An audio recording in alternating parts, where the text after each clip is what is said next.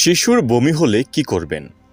আপনার শিশু বারবার বমি করছে, কি করবেন বুঝতে পারছেন না? সত্যি বলতে সব বমি কিন্তু বিপজ্জনক নয়, তবে কিছু ক্ষেত্রে এটি গুরুতর অসুস্থতার লক্ষণ হতে পারে। তো চলুন আজকের ভিডিওতেই জেনে নেওয়া যাক শিশুর বমি কেন হয়, কিভাবে বাসায় যত্ন নেবেন, কি খাওয়াবেন আর কখন দ্রুত হাসপাতালে নিয়ে যাবেন। তাই ভিডিওটি শেষ পর্যন্ত দেখতে থাকুন, আশা করি উপকৃত হবেন। শিশুর বমি কেন হয়? শিশুর অনেক কারণে বমি হতে পারে, যেমন ভাইরাস বা ব্যাকটেরিয়ার সংক্রমণ, অতিরিক্ত দুধ বা খাবার খাওয়া, বদহজম, খাবারে অ্যালার্জি, গাড়িতে ভ্রমণের কারণে মোশন সিকনেস, অতিরিক্ত কাশি এবং কিছু ক্ষেত্রে গুরুতর সংক্রমণ বা অন্ত্রের সমস্যার কারণে শিশুর বমি হতে পারে। আরেকটি বিষয় জেনে রাখা ভালো, নবজাতকদের ক্ষেত্রে দুধ খাওয়ার পর অল্প দুধ বের হওয়া বা পচেটিং হওয়া স্বাভাবিক, কিন্তু যদি দুধ খাওয়ার পর জোরে ফোয়ারার মতো দুধ বের হয় তাহলে অবশ্যই চিকিৎসকের পরামর্শ নিতে হবে। শিশুর বমি হলে কি করবেন? শিশুর বমি হলে আতঙ্কিত না হয়ে প্রথমে পাশ ফিরিয়ে শুইয়ে রাখুন, এতে বমি শ্বাসনালীতে ঢোকার ঝুঁকি কম থাকে। শিশুর বয়স 6 মাসের কম হলে অল্প অল্প করে বুকের দুধ খাওয়ান। যদি শিশুর বয়স 6 মাসের বেশি হয় তাহলে অল্প অল্প করে ওআরএস দিন। একবারে বেশি না দিয়ে কয়েক মিনিট পর পর অল্প করে দিন।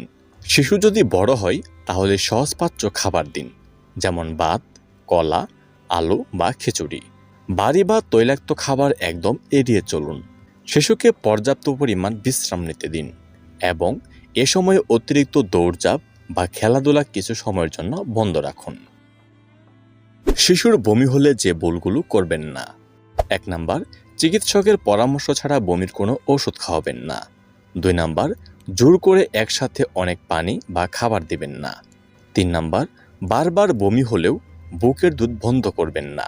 4 নাম্বার, ঘরোয়া টোটকার উপর নির্ভর করে চিকিৎসা নিতে দেরি করবেন না। কখন দ্রুত হাসপাতালে নিয়ে যাবেন?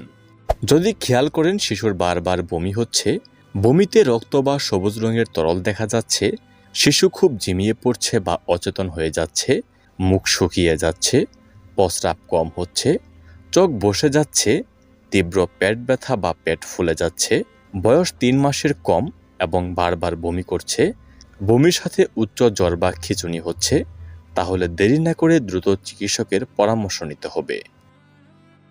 সর্বশেষ প্রত্যেকটা মায়েদের আমরা বলতে চাই, শিশুর বমি অনেক সময় স্বাভাবিক সমস্যা হলেও এর ফলে শিশুর খুব দ্রুত পানিশূন্যতা হতে পারে।